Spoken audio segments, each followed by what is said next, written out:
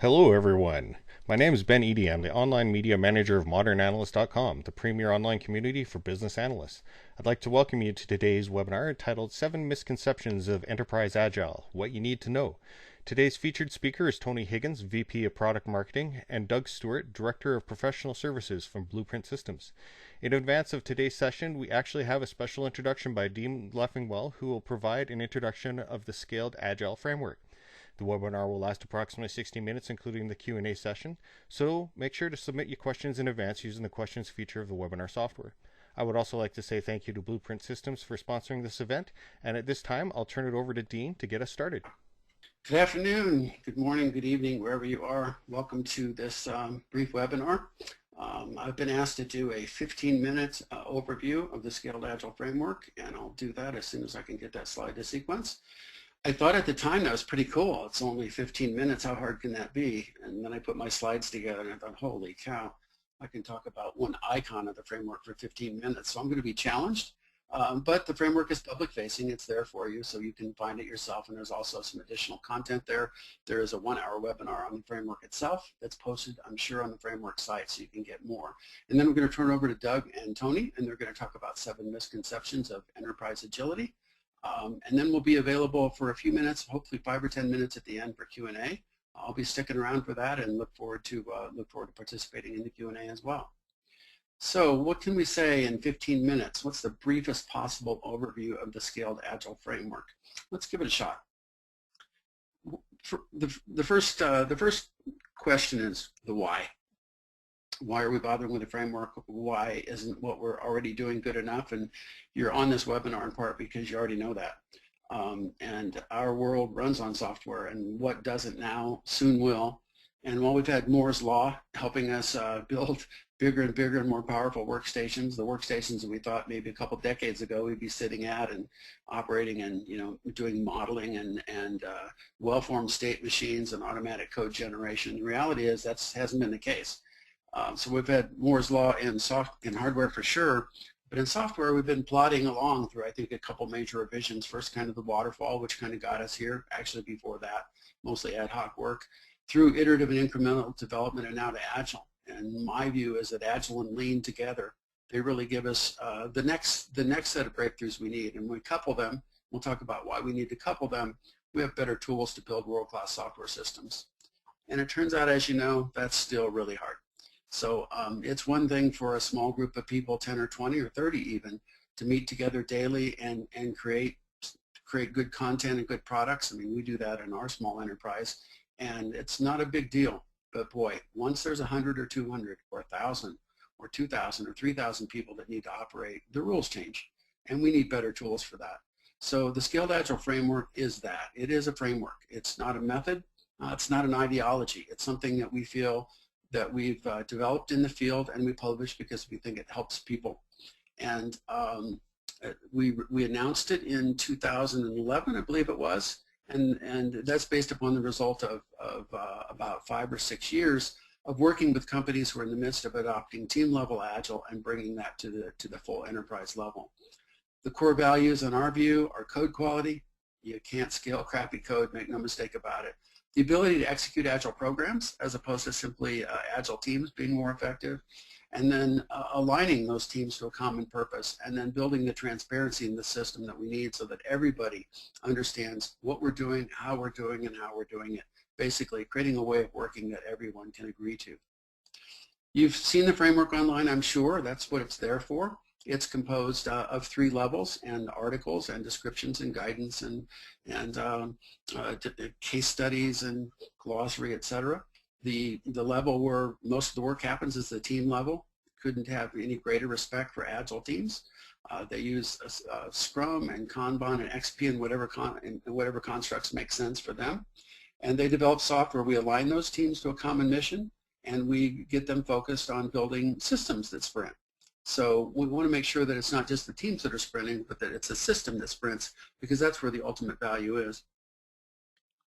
And we have to manage investment funding and the flow of initiatives, strategic initiatives, from the portfolio level to the program level and to the team level. So if your model is simple, follow the money, that's where we got funding for our teams and programs, and therefore we need to make sure that we're well aligned with what it is that that business is asking us to do. I mentioned Agile and Lean, and I won't talk much about Lean, and I'm sad about that, but we have to scope manage somehow. This is the house of Lean that we use to represent the principles behind the framework. It includes at the top value. Sustainably shortest lead time is a good representation of value. Respect for people is part of Lean thinking and absolutely part of Agile. Product development flow, principles of product development flow primarily based upon Reinertson's work. Kaizen, continuous improvement, and the foundation is leadership. And that's a little different than Agile development. Agile is based upon the teams, and the foundation for great work there is teams. The foundation for great work in the enterprise is a little more challenging, and for that we need leadership. Quickly, some thoughts on Agile methods. Let's kind of hopefully end or maybe ignore the debates about Scrum is great, so Kanban is bad, and Kanban works, so you don't need SAFe or whatever. Scrum is great. It works great. Less filling. It's ubiquitous. Let's use it. Extreme programming. Okay, maybe the bloom is off the rose a little bit. People aren't writing about extreme programming as much as they were, but they're doing it, and those that do it create better code. So extreme programming is extremely useful. Let's use it. Let's program with it. And Kanban, kind of a later entry, probably 2008, 2009 or so, to our team and scaled methods. Clear as possible thinking on flow, demand management, and limiting work in process. So why don't we limit our WIP and manage our demand with Kanban? These are not mutually exclusive. They're not enemies of each other. They're separate thoughts and separate processes and separate practices that we can make work together. And we do that with our teams. So at the base level of the framework, we have our self-organizing and self-managing cross-functional teams. And everybody says their teams are empowered, but holy cow, when we scale, they really must be. They work in typical 2-week increments, sometimes 1-week increments, and they apply their basic Scrum project management practices and XP-inspired technical practice. That's where agility comes from. Make no mistake about it. We are standing on the shoulders of these awesome inventions that helped us understand and relearn how to develop software more quickly. But we also need what one of my customers just called a smidgen of guidance. We need to make sure that our vision is, the teams are aligned to the vision, that we have some architectural guidance, and we understand that the user experience also needs to be consistent. And from a requirements perspective, we have to describe the system, and we use user stories. Invented by XP, adopted by Scrum, fairly ubiquitous, a great way to reflect requirements for a system, because it isn't just the system shall, it will, and here's why. But as we scale, we have to think deeper and broader thoughts, and I was reminded of this quote from Deming, which basically says a system must be managed. It won't manage itself.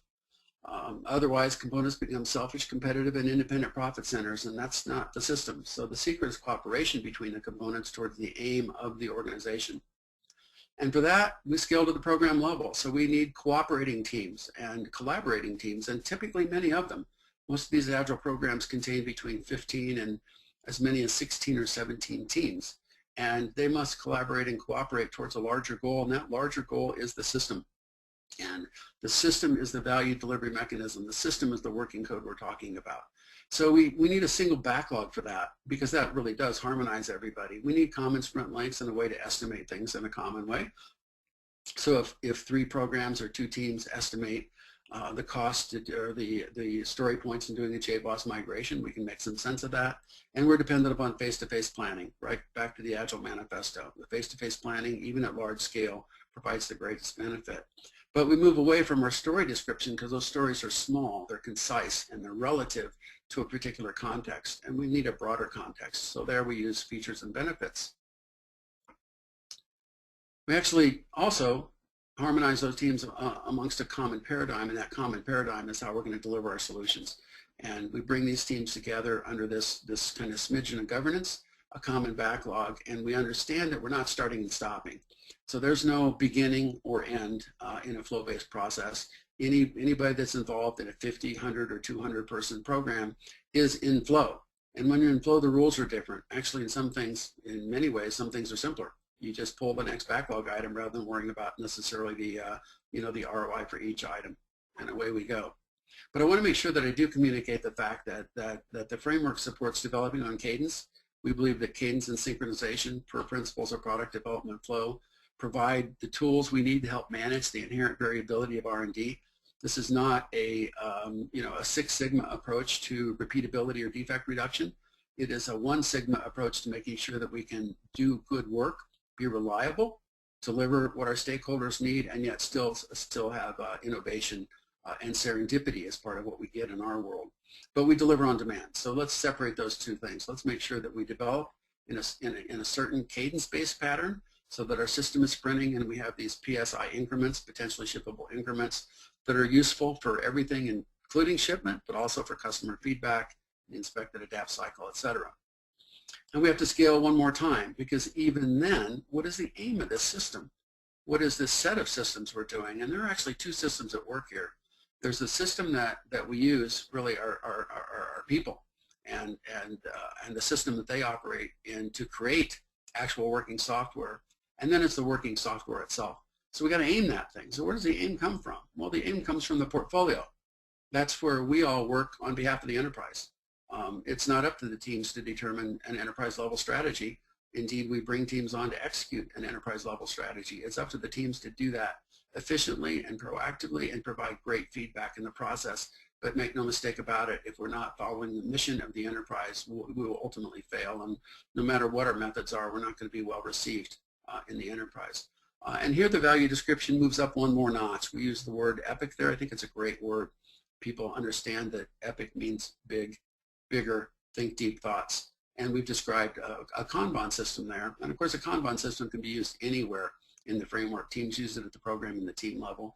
We specifically describe one here to make sure that we bring full visibility to these really big things, because the bigger the thing is, the more visibility you need, because big jobs really can clog a system. And then we also understand that we're operating in a world of governance. We're not alone here. If there's 100 or 200 people on a program, there's another 500 someplace else, and we have to make sure that we follow the strategy and investment funding, and that we recognize that the program portfolio function is where that comes from. We also recognize that program management is still important, and while we do have self-managing, self-organizing programs, we also have to guide them and steer them, and sometimes the ability to share best practices across programs is a huge enterprise asset. And lastly, the word that Agilists seem to struggle with most is governance. Sounds like government, sounds like SDLC, sounds like checklists and audits, and it can be that if you don't do it right. But if you do it right, it's really just fact-based measures and milestones. It's feedback on strategy and investment funding and how our programs are working. So those three tiers are all necessary, and what you see here is a set of patterns that we describe in SAFE to help you think about and execute the legitimate responsibilities of the program portfolio management from an Agile perspective.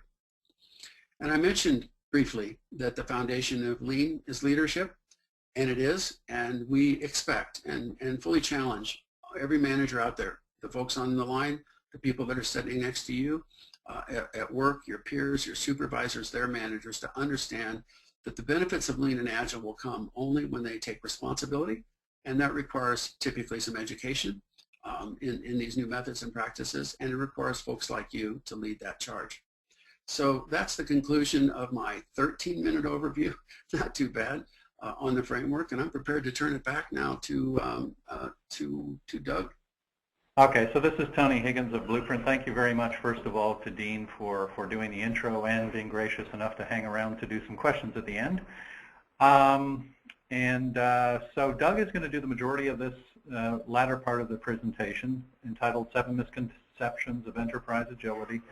And where each of the 7, I'm just going to jump in at the very end of each and show you how a modern enterprise class requirements definition and management solution, namely Blueprint, can help address and mitigate some of the issues associated with those misconceptions. So, and again, we'll have some time for Q&A at the end. So with that, I'll pass it over to Doug.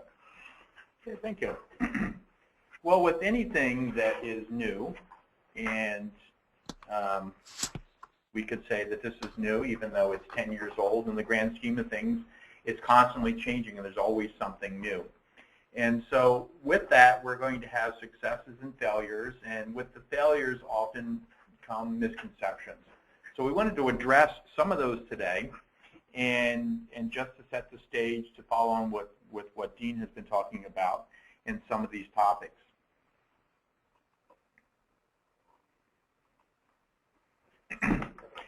So the first misconception is that Enterprise Agile will help you to be free from doing requirements. Now, this, of course, is something that is often widespread in terms of a misconception. We can often see people that are trying to scale down their approach to software development to the point where the value and the richness of requirements actually gets lost in the management of the day-to-day work. And so if we go back and look at, say, the Agile Manifesto and look at the 12 principles associated with that, about 2/3 of them mention something that has some sort of relationship to requirements. And so the question isn't, do you do requirements or not? The question is, how do you do them? So some of the reason for this is our attempt at looking at scoping requirements. Thanks, we're still setting up a little bit of the technology here to make sure that we get everything presented properly. Looking at the scoping of the system. Dean mentioned that the enterprise causes the direction of the portfolio or prepares the direction of the portfolio, and then the teams implement that. So before teams get involved in many cases, there's a certain amount of scoping that is required. Now, what we don't want to see are the traditional 1,000-page documents that come on pallets, as I've seen delivered to customers in the past, because there's so much paper being shipped with multiple copies. So we want to get away from that.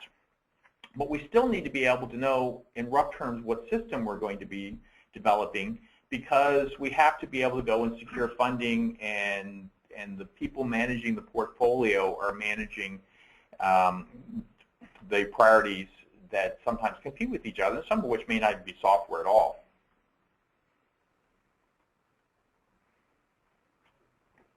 So the solution or path forward on this is to start looking at business requirements from the business analyst perspective that are much higher level and might have previously been thought as incomplete, but allow the business analyst to really focus on the high-level business concepts, providing and taking advantage of the just enough detail and limiting the work in progress and maximizing the amount of work not done, some things that are becoming mantras in our industry, and allow the detail to come out during execution.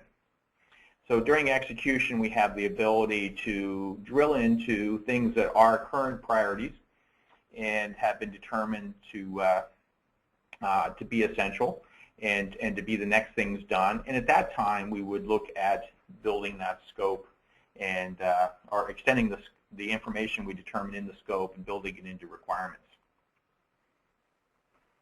Okay, and very briefly with Blueprint, and I'll give you a little synopsis on Blueprint at the end. But one way Blueprint helps in this regard, it is a comprehensive requirements platform. It lets you define just enough detail, which of course can vary depending on the area of the project, and then later, when the time is right, to elaborate on that iteratively as required.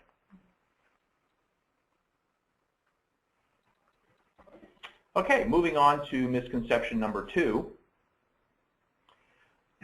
There is a misconception that I hear quite a lot when I'm working with customers that says that we don't need user stories. We don't need requirements, we have user stories. Well, user stories, as Dean mentioned earlier, and I absolutely agree with this, they are one heck of a powerful tool. They are, absolutely what we want to use going forward. It's the foundation of a lot of the work we do. However, they're not replacements for everything that we might have in terms of some sort of permanent view of requirements. Now, if you go back and look at, say, Mike Hahn's work or others that talk about user stories, they pretty clearly describe them as being placeholders or pointers to the requirements as opposed to being requirements themselves. And I don't necessarily completely subscribe to that idea, but that does put it in perspective a bit to give us the idea that user stories, although essential and extremely powerful, may not be everything that we need.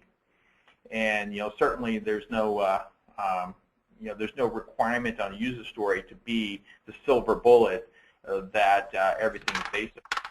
And Dean touched on some of the additional types of perspectives we might do. I mean, epics are the obvious one, but also sometimes features and benefits and other ways of expressing the value that we're providing in the system. So I don't want to make this look necessarily like I'm picking on user stories, but we do want to keep in mind that user stories are meant to be very granular and to manage the work. And so we want to make sure that we don't artificially move them to a point where they can no longer do that. And if we put too much responsibility on the user stories, that's exactly where we're going to be headed. So we want to use them. They are the pivotal point of what we're trying to do, but they're also very granular, and when used properly, they're going to break down the pieces of things that we can implement inside of a sprint, be that 2 weeks or some other time period. So when we take our value that we're providing in our business value and we start breaking it down and we get 10, 12,000 of these things, they're a little bit hard to manage. And so we need another view for some of our other audiences.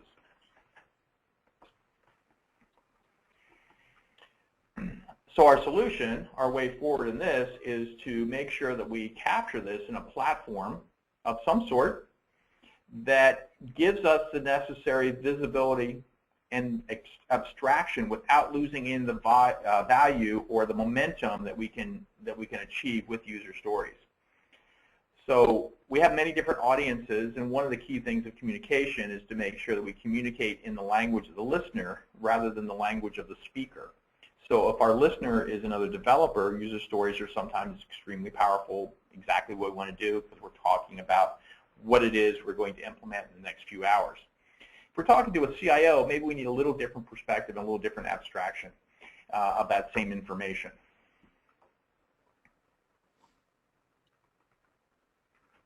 Right.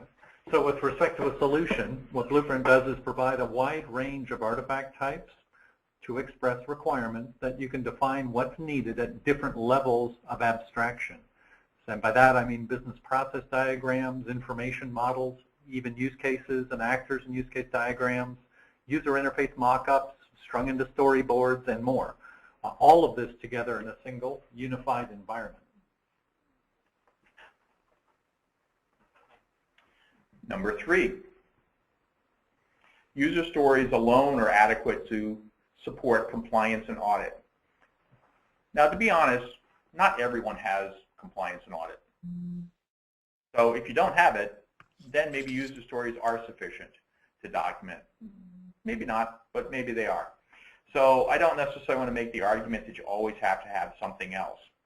However, many companies, certainly all that have a presence in the U.S. and any that subscribe to the GAAP principles for finance, any that have any type of regulation, government, pretty much the list is all-encompassing, except for perhaps a few companies that are lucky enough not to have a lot of compliance and audit requirements. But for most others, we really are going to be looking at something other than user stories to help us to achieve that. And again, this goes back to the idea that the audience of our communication will not be developers when they are auditing. So the obvious thing is that user stories can be pretty granular. So we need something else. We certainly need user stories. We need something else in addition that allows us abstraction. But also, in their original intent, user stories are meant to be temporary. Once they're implemented, according to some of the philosophies that you see, once they're implemented, they're gone. They're over.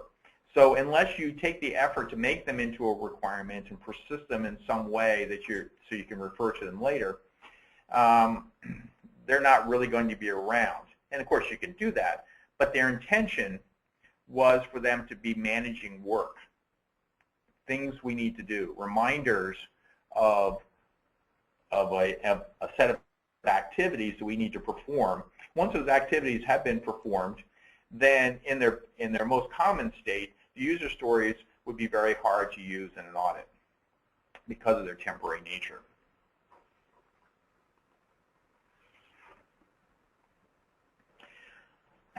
So again, we need to look at user stories, and as we are developing them, as we're implementing the code, during execution of a sprint, or whichever iteration method we might be using, we need to track the information that we want to persist so that we can meet our compliance obligations and can survive an audit and trace it all together. And if we do that in some sort of platform that meets the specific needs of our application and our development environment, then we should be able to meet the needs of compliance and audit. So with respect to a solution, when we're talking about regulatory compliance or even internal compliance to corporate policies, which are very, very similar problem, of course, and very prevalent in large IT organizations, there's non-negotiable constraints that need to be dealt with. And Blueprint lets you handle these on an enterprise scale in Agile projects that we're talking about and do so efficiently. With respect to features, easy-to-use traceability and sophisticated trace analysis, like you see in the screenshot above, and reporting tools to let you track your compliance throughout the project and make the audit and validation activities far easier. Essentially, in the end, to give everybody the confidence that compliance obligations are being met, which is really the point.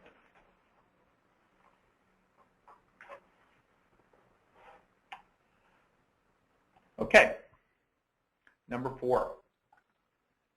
So in number 4, one of the misconceptions we see, or the fourth one that we see we're talking about today, is that Agile is going to drastically change the way we do business. Now, in many cases we see that this is a misunderstanding, but in some cases it's a bit of rationalization. In an effort to change the way we do business, then sometimes Agile gets the blame for it. And so we want to make sure that we look at Agile as in terms of the goals and objectives.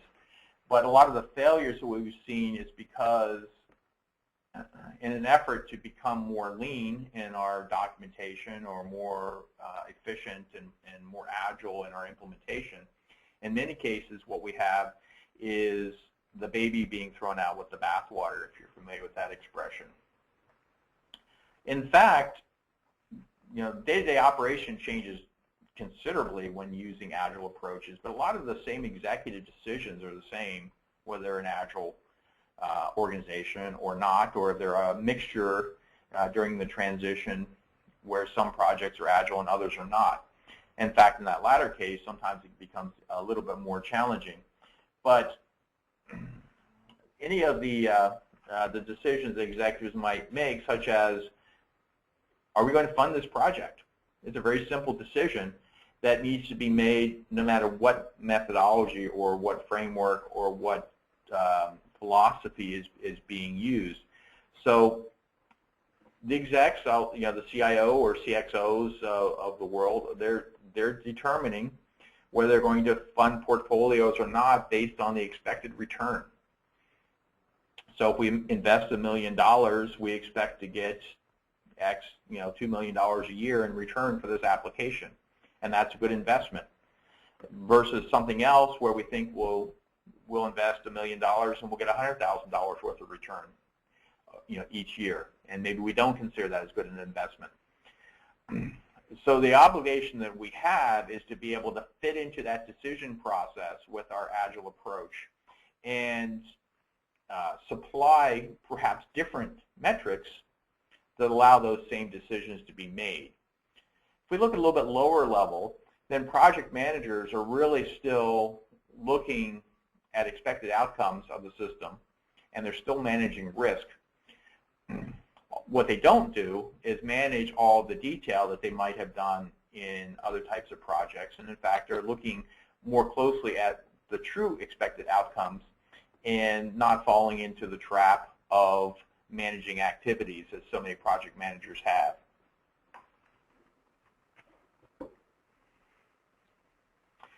So our key thing here is to get different data to those people making those decisions out of Agile so that they can make those decisions. Where Agile fails quite often, actually Agile doesn't fail, the rollout, the implementation of Agile fails in so many cases during the transition is where some 20–30% of the projects have moved to Agile. Other ones are not ready to move yet for whatever reason. The program management is still making those decisions, and they're expecting things like work breakdown structures to be provided by the Agile projects. And for those experienced in Agile, you would normally not expect to have work breakdown structures in an Agile project. But you might have something else, such as burn up or burn down, that measures the actual output of the software development effort rather than the effort of the software development effort to get to the same decision about outcomes that a project manager might need to make. And so we have a little bit of a picture down here in the bottom that just indicates some of those burn up versus burn down type of approaches, the green being the burn up of a persistent set of requirements, and the burn down being the backlog of work to be performed.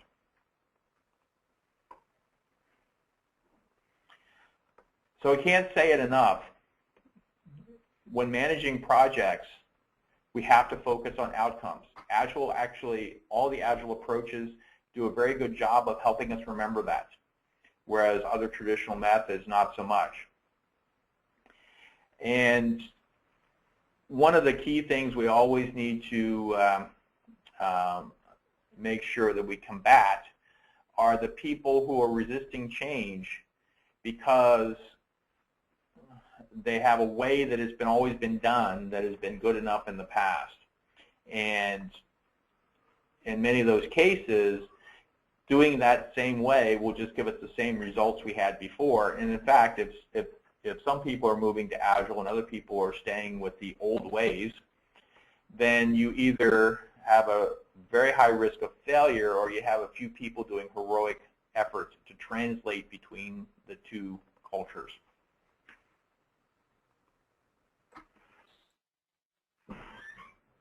Okay, and with respect to a solution, just as a break point on number 4, Blueprint, as an example, can support literally any kind of process. It's currently being used in a host of large enterprises on projects ranging from strict waterfall to enterprise Agile, as we're discussing today. But irrespective of that process, provides automated report generation, dashboards, and other views into the needs and requirements that Blueprint holds as a centralized repository for that kind of information, giving management the information that they need to make decisions, as Doug talked about. Number 5, business analysis is an organizational drag.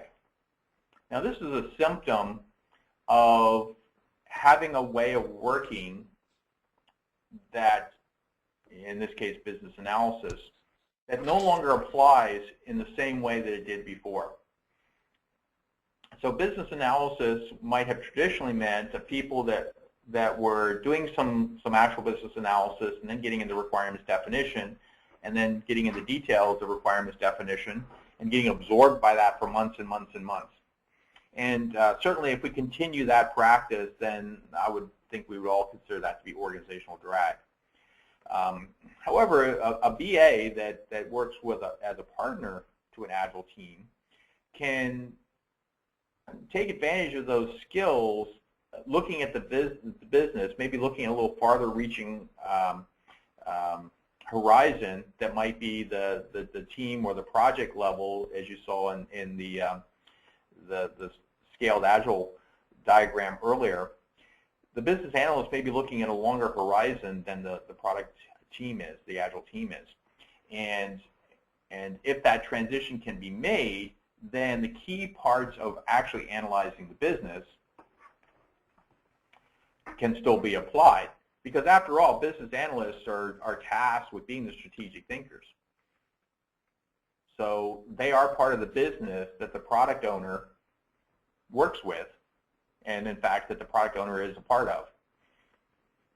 They're just other people in the business.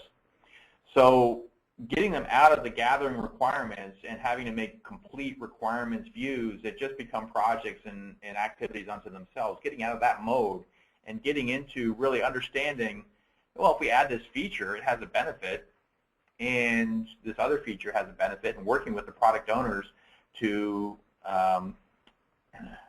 articulate those needs and those values so that the product owners on the Agile teams can make the right decisions.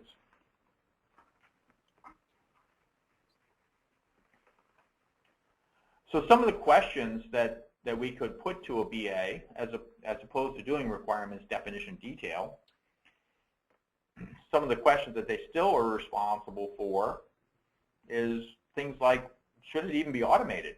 If we look at the business process for which the business analysts are responsible for, there are some things that are just not worth automating.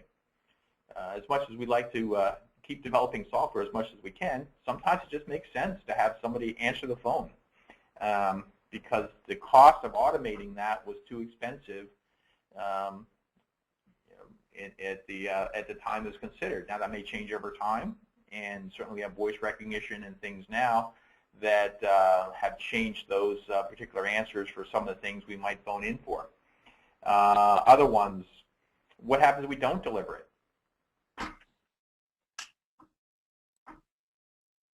Is it a problem? Is it just a lack of functionality? Do we lose market share?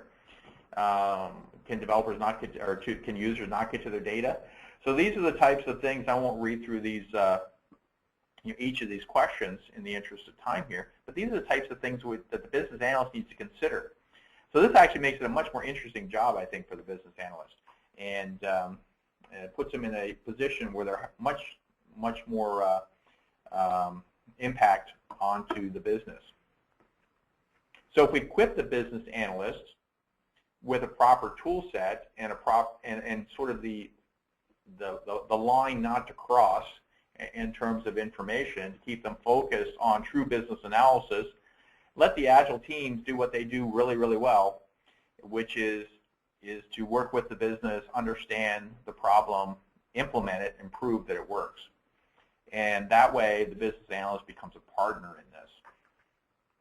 That adds additional functionality and efficiency. So in terms of a product, Blueprint is one of the few products available specifically designed to support the role of the business analyst.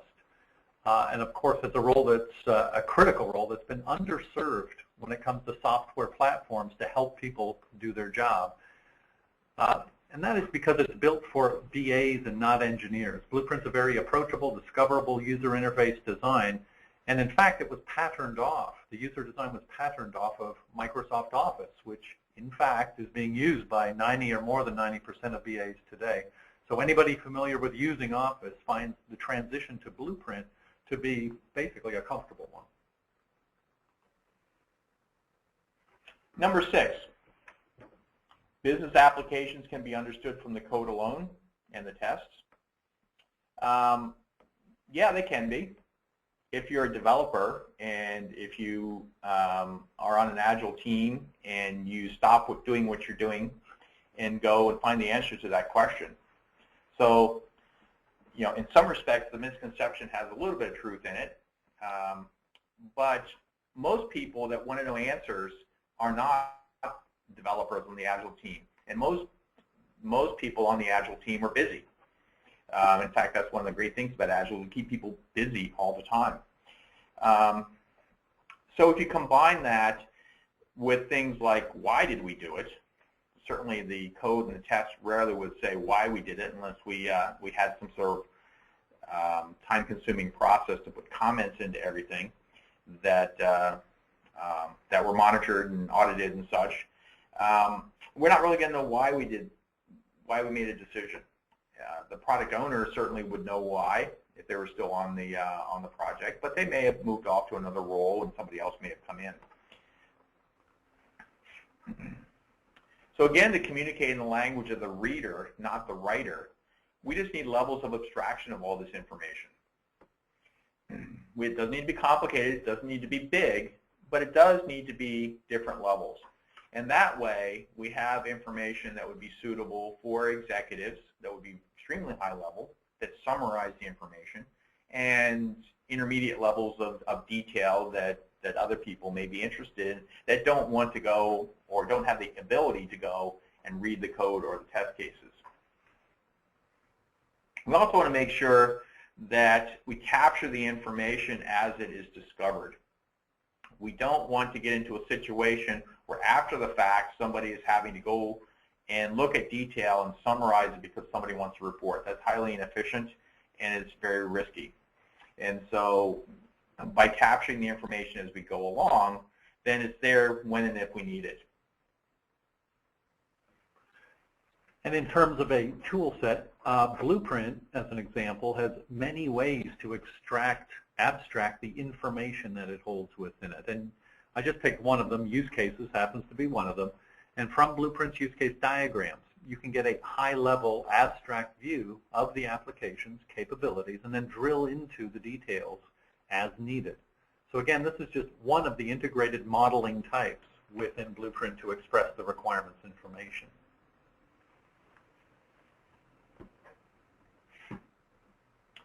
And finally, our last misconception is that Enterprise Agile will free you from having to use requirement software. If we get into a cadence with the teams where as a requirement is discovered and elicited and then during sprint execution, and then anything relevant for persistence and for summary type of information is captured as we go along, and pointers are maintained with the user stories, then we have a very good network of data at various levels of abstraction that we can call upon to do the work. And we can allow then user stories to be more true to their roots and be pointers to things like spreadsheets that might allow us to perform a calculation, or user interface mock-ups, or other types of detail that is not ever going to be captured into a user story, but will eventually be used to implement the software.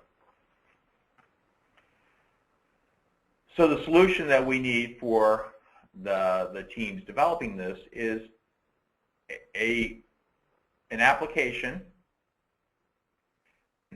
that is configurable, that allows the enterprise agile environments to pull all this information together and to have all the right traceability, not as a traceability matrix that we have to sit down and create, but as a byproduct of the way we work as we're working. Certainly there's many different ways to do this, and simple needs could be done in spreadsheets, and moderate needs and more probably need some sort of application. And there's a number of applications, ours being, of course, one of those with the some of the most capability. Okay, thanks, Doug. And throughout the misconceptions, we provided glimpses into the Blueprint platform.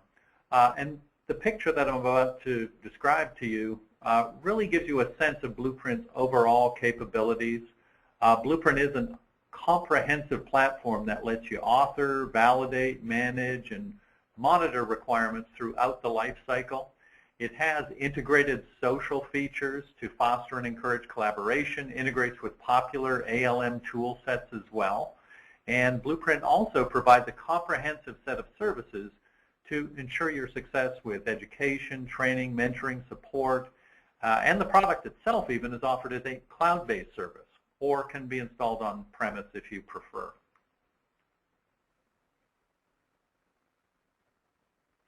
Now, we have a specific blueprint offering called Blueprint for Enterprise Agile. It provides what you need to use Blueprint effectively on a large, complex, distributed enterprise-scale projects. It's a complete solution including components, guidance, education, and services to get you going. Blueprint even offers non-product specific training on BA practices, processes, and more. And in the area of Enterprise Agile, Blueprint offers 2 courses, in fact. One is Agile Fundamentals, where we talk about, impart the key concepts of Scrum, how to implement these into an existing or future software project, and so on. And also Agile Requirements Modeling, focusing on effectively writing, organizing, and classifying requirements in support of enterprise class or enterprise scale Agile projects. And then lastly, I just wanted to mention, for more information, you could visit Blueprint at www.blueprintsys.com. Email us. There's a single email address to basically address any questions you may have, and that's called info@blueprintsys.com. And one last thing with respect to the product, if you'll bear with me while I back up here a little bit, came in an animation. If you want to see and hear more information, more in-depth, we actually have a demonstration webinar, 3 deliveries in fact, going on Tuesday, August the 20th. Just go to the link that you see here, blueprintsys.com/company/events, and you'll see all the events we have, including this demonstration webinar next Tuesday, August 20th, where we will go in-depth regarding the product. So at this time, what I want to do is perhaps run through, in the time we have left, a few of the questions that queued up. If you do have additional questions, please type them in. There's too many, of course, to deal with in the time frame we have left, but we will start at the top of the list and see how far we can get. Just to confirm, Dean, you're still on the line, are you? I'm still here. Oh, great. I just had to unmute. Okay, first question's for you then, since you're still here. Can SAFE be used on any type of project? We have packaged application deployments, modernizing legacy applications, as well as greenfield projects in our company. So the answer is yes. The principles of SAFE, cadence and synchronization, visibility and transparency, fast customer feedback, continuous integration, continuous visibility are immune. They're common across all types of projects. So we've seen it used for doing large-scale VANIV upgrades, greenfield development where Agile needs its sprint zeros or PSI zeros as well, and also large programs that are in flight. It does address problems of scale. So I wouldn't recommend it to 7 people in a startup. They don't need that level of structure. They're just a team. Their mission, their strategy, their vision, and execution, they can all keep that in their brain. Okay, wonderful. Next question would be to Doug. I'll throw this one to you. And it's a generic question, really. So it basically asks, are there any fundamental changes with respect to testing when you go from Agile to Enterprise Agile projects? Well, I think that the short answer is probably no, but the emphasis may change. For small single projects, we rely very heavily on story testing. But there is some new work that's been done. I don't know to what extent, we don't have any slides in here, but the 4 Agile testing quadrants, or the 4 testing quadrants of Agile, I guess. If you Google that, you'll see some interesting pictures. And what this really does is give a different perspective on what we might have seen traditionally, and make it okay to talk about things like usability testing and accessibility testing, scenario-based testing. So with going to an enterprise approach, we probably give more time to those additional types of tests, and not just story tests and unit tests and low-level integration tests that we might be inclined to on a single project. Now, many single projects are doing those tests as well, so it's not to say that people aren't doing them. But I think when looking at enterprise scale deliveries, then I think on every project you pretty much have to ask the question, among the 4 testing quadrants, how much do we need to do in 1, how much do we need to do in 2, and how much do we need to do in 3 for the type of application we're doing with the compliance that we need to meet, and for the market that we're trying to, or to the set of users we're trying to get to. Okay, great, thanks. And this one for Dean is that we have some fairly large but very distributed projects where the team is distributed across many continents, in fact. Is SAFE a safe way to go for this? Is the question. Actually, that is our general case. I don't know of an instance, or I guess I do. I know of one enterprise that has a few hundred devs in basically a single location. But as you look from the case studies, I think virtually all but one of those case studies is large and distributed organizations. It was developed in large and distributed organizations. It assumes that teams are distributed and still has the same basic behaviors, which is how we do face-to-face planning. All that's often face-to-face to face-to-face, meaning that you might have a hookup between a group in Chennai and a group in San Diego, for example. But we just assume distributed. Even if you were on the Microsoft campus, if you're in a big program, you're a scooter right away from some of the teammates. So distribution is just part of the deal. Okay, thanks. Next question for Doug. Does Blueprint have any specific features to support the SAFE framework? Okay. Blueprint supports any framework, and as as Dean mentioned earlier, SAFE is not a prescriptive way of doing things. So it is a framework for you making your decisions and organizing yourselves according to the foundation and pillars and so on of your software development effort. So Blueprint is completely configurable. We do have an out-of-the-box approach that would work fine with SAFE or Disciplined Agile or Scrum or XP or whatever method that you were using as your banner for how we do business and how we develop software. And it would be configurable to any to account for any specific needs that you had at your site and your organization. Okay, great. There's a few product-related questions here. I'll just tackle some of them real fast. What test management systems does Blueprint integrate with? Blueprint integrates with HP Quality Center, or HP ALM, and Microsoft Team Foundation Server, which answers the next question. Does it integrate with TFS? Yes. Also, a question about the courses. Are they online? If not, where can I sign up? So the courses are instructor-led courses. And again, if you just send an email to that one address, info@blueprint.com, respond to you promptly and get you the information that you need for that. Next question, I guess, would be for Dean. And it says, from a requirements management perspective, how many levels or types of requirements do we have usually in SAFE, and at what stage would we document them? So basically, we've allocated or just kind of described 3 main levels.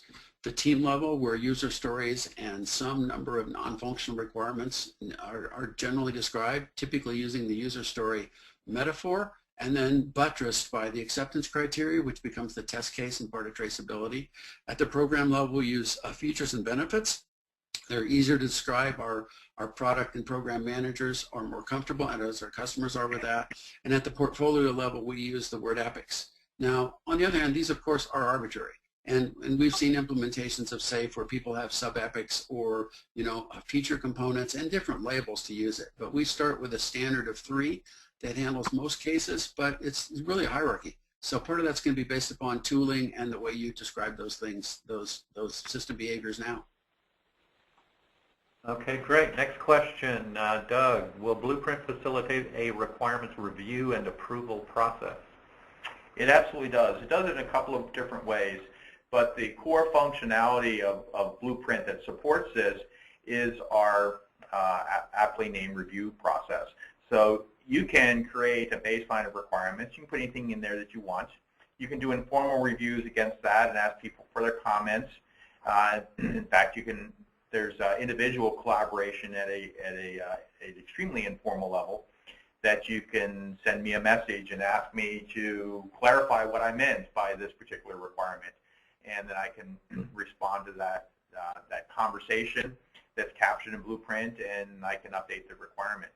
But in terms of building our baselines and building our collections of requirements, we can also do very formal reviews, and in that you can specify reviewers and approvers and extend that list to as large as you need it to be. Okay, next question for Dean. Where does business process design fit into SAFe? So we consider that as typically part of the role at the portfolio level. In the hands of an enterprise architect or business analyst. They don't go away in the large enterprise. We need them to figure out the impact on various businesses and various systems. So the portfolio Kanban system is used to identify those big cross-cutting epics, to elaborate them, to analyze them, and to engage early with the teams to get feedback on potential implementation strategies, cost estimates, ROI, etc. So that role of the epic owner and enterprise architect are typically the roles that we ascribe to handle that analysis function. You know, doing analysis on large-scale initiatives is still required. You can't do ROI if you don't know what the R is or the I. So we fully support a reasoned approach to bringing full visibility to the big initiatives coming down the pike and understanding what they are and how you're going to approach them before they're approved. Okay, great. Well, we have time for one more, and as our guest, I'll give you the last one, Dean. So, what recommendations do you have for those of us in a hybrid environment? We typically write waterfall-style requirement documents, and we're forced to, but develop projects iteratively or try to in sprints over multiple releases. Is there any advice you could provide? Yeah, I think the advice is that you're already on a good path here, right? Let's not confuse two things. Let's not confuse an over-elaborated, predefined set of requirements, which probably aren't perfect and may even cause issues with implementation and customer satisfaction down the road, with waterfall development. Those are two different things. An Agile team simply take that set of requirements, maybe hand it off from the government or another partner and say, wow, this is a way over-elaborated backlog, but at least we know what we'll start to do. And they'll start delivering that incrementally. And by the time they get a third or half or two-thirds of the way through, the customer's looking at real value and real solutions and going, I'm not so sure about page 63 anymore. So don't conflate the fact that you may have well-defined requirements, maybe even over-prescribed with waterfall development. They're not the same thing. Okay, wonderful. Well, thank you so much, and thank you for Dean for spending the time out of your very busy schedule, I know, You're to spend welcome. with us, and to Doug as well. And at this point, I'll pass it back to Ben to wrap it up. Well, thank you, Tony, Doug, and Dean, for a very informative presentation. Thanks to everyone for attending today's Modern Analyst webinar. I wanted to point out the webinar, along with the slides, will be archived at ModernAnalyst.com within a few days. And this concludes today's event, so we hope you have a great day.